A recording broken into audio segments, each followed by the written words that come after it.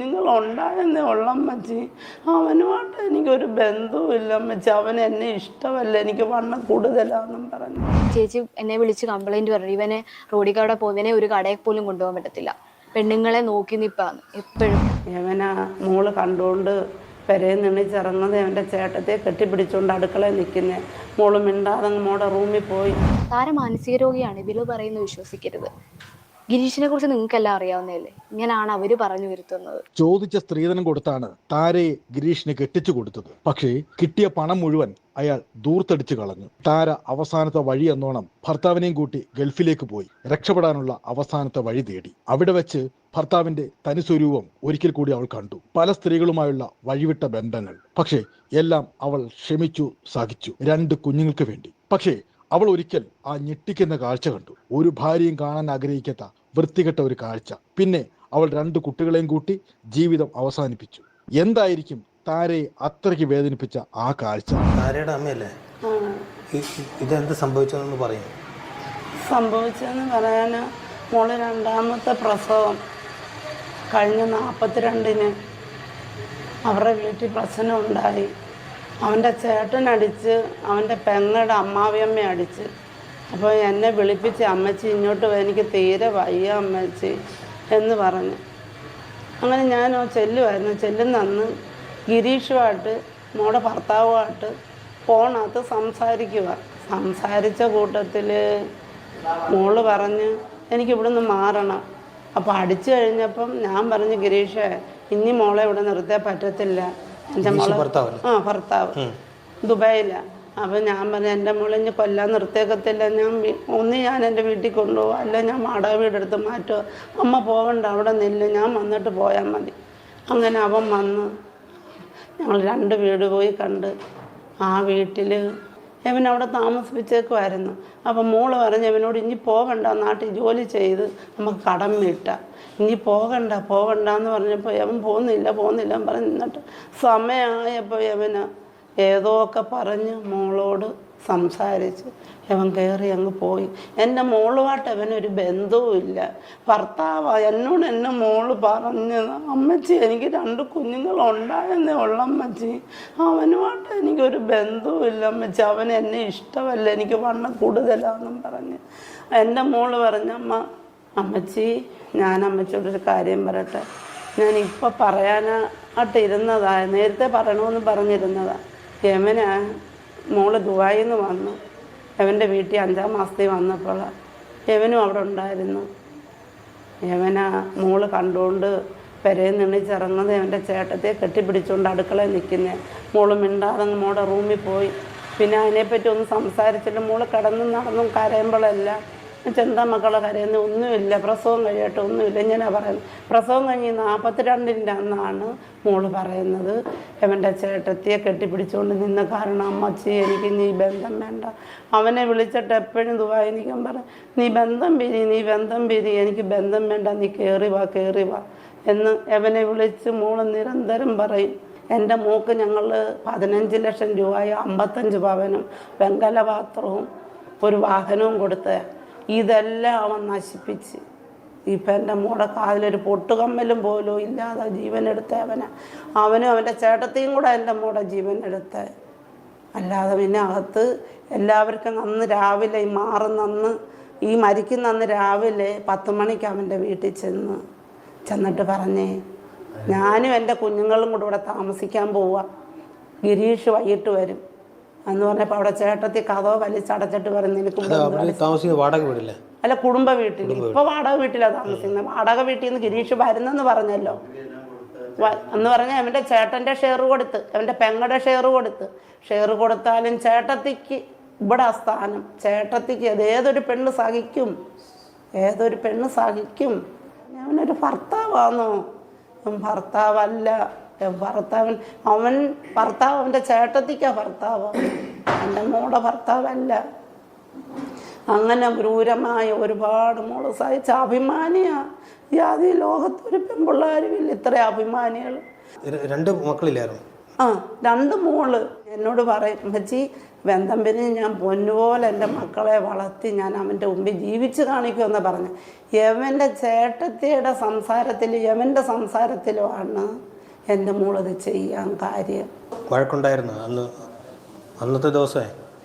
അന്നത്തെ ദിവസം എൻ്റെ വീട്ടിൽ ചെന്ന് മോള് ചെന്നിട്ട് കഥവ് തുറന്ന് അവൻ കുഞ്ഞ് എല്ലുന്നതുകൊണ്ട് എനിക്ക് താമസിക്കണം, നിങ്ങൾ മാറി തരണമെന്ന് പറയുമ്പോൾ എൻ്റെ ചേട്ടത്തി കഥ വലിച്ച് കൂട്ടി ഇറങ്ങിയിട്ട് പറഞ്ഞു നിനക്കിവിടെ അവകാശമില്ലെന്ന്. അത് കേട്ടപ്പം എന്നെ പറഞ്ഞു ഇതിനകത്ത് ഇറങ്ങിയില്ലെങ്കിൽ ഞാൻ ഇതിനകത്ത് ആത്മഹത്യ ചെയ്യും ഇവിടെ എവിടെയെങ്കിലും. അപ്പോൾ അവർ പോലീസിനെ വിളിച്ച് പോലീസ് വന്ന് കുഞ്ഞുമായിട്ട് സംസാരിച്ച് സോൾവായി കുഞ്ഞങ്ങ് പോയി വാടക വീട്ടിൽ പോയതിന് ശേഷം എൻ്റെ ചേട്ടൻ പോലീസുകാരുമായിട്ട് അവിടെ ചെന്ന് അതിൻ്റെ അഭിമാനക്കുറവാണ് കുഞ്ഞിത് ചെയ്യാൻ കാര്യം. അപ്പോൾ അപ്പുറത്തെ വീട്ടുകാർ പറഞ്ഞ് ഒരു ഫോൺ മരുന്ന് കേട്ടപ്പം 5 ഉറക്കം സംസാരിക്കുന്ന ഞങ്ങൾ കേട്ട് കഥവും വലിച്ചടയ്ക്കുന്ന കേട്ട് പിന്നെ കാണുന്നത് പുകയാണെന്ന്. അവനാ കൊന്നത്, അവൻ്റെ ചേട്ടനാ കൊന്നത്. ഇപ്പോൾ 100% എനിക്ക് ഉറപ്പുണ്ട്. പെരയ്ക്കകത്ത് കാണാൻ ചേട്ടൻ ഇരുന്നോ ചേട്ടൻ്റെ ആളുകളെ കൊണ്ടുവന്ന് കുഞ്ഞിനെ ചെയ്യിച്ചാന്നുള്ളൊരു സംശയം. ഞാൻ താരയുടെ അമ്മയുടെ അനിയത്തിയുടെ മോളാണ്. ചേച്ചി ഞാനുമായിട്ട് ഭയങ്കര കോണ്ടാക്റ്റാണ്. കല്യാണം കഴിഞ്ഞ 3-ാം ദിവസം തൊട്ടുള്ള കാര്യങ്ങൾ എൻ്റെ അടുത്ത് പറയും. അപ്പോൾ കല്യാണം കഴിഞ്ഞ് 3-ാമത്തെ ദിവസം അതൊരു പേഴ്സണലായിരിക്കാം, പക്ഷേ നോർമലി പറയുന്ന പോലെ പുള്ളിക്കാരി പറഞ്ഞു പോയതാണ്.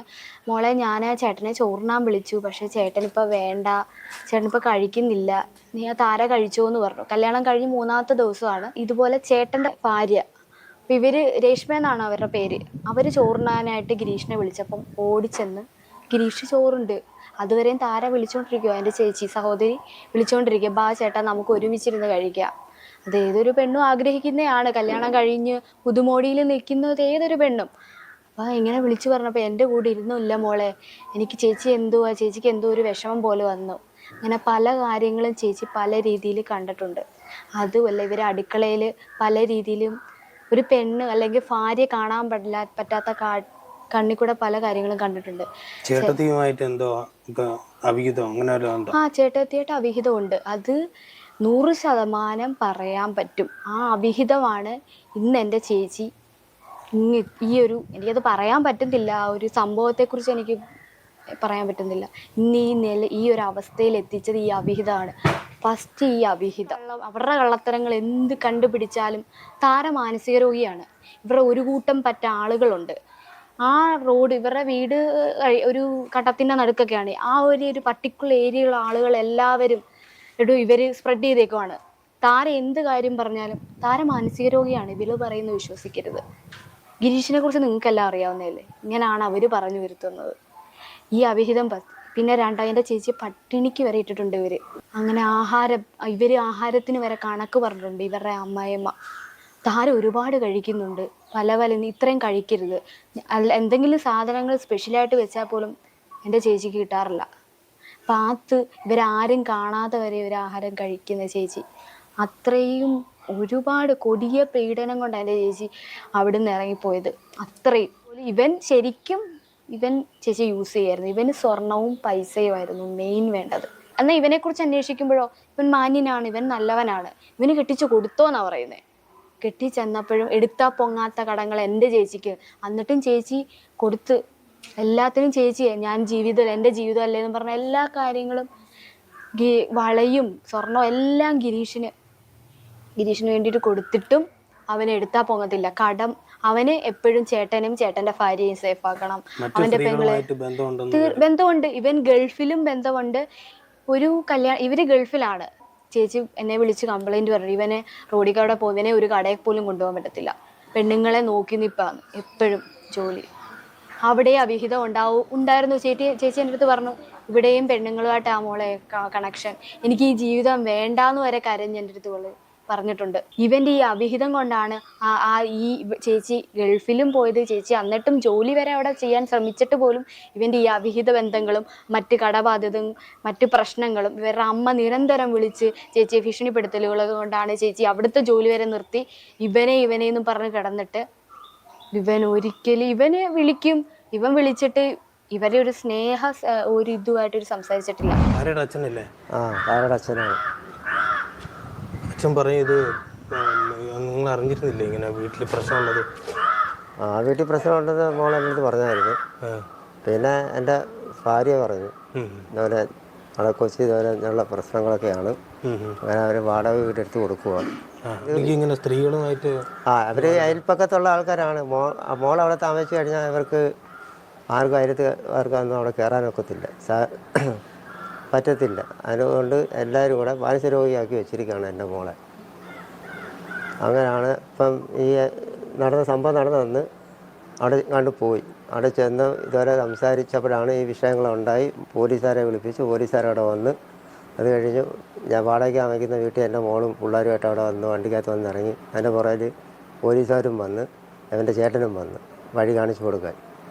ഒരു SI വന്നിട്ട് മോളെ എന്നെയും കൂടെ നിർത്തിക്കൊണ്ട് കുറേ കാര്യങ്ങൾ പറഞ്ഞു. മോള് വിഷമിക്കേണ്ട, അവൻ വരട്ടെ, വന്നിട്ട് നിങ്ങൾ 3 പേരും കൂടെ സ്റ്റേഷനിൽ വന്ന് എന്താ വെച്ചാൽ നമുക്ക് അതിൻ്റെ തീരുമാനം എടുക്കാമെന്ന് പറഞ്ഞു.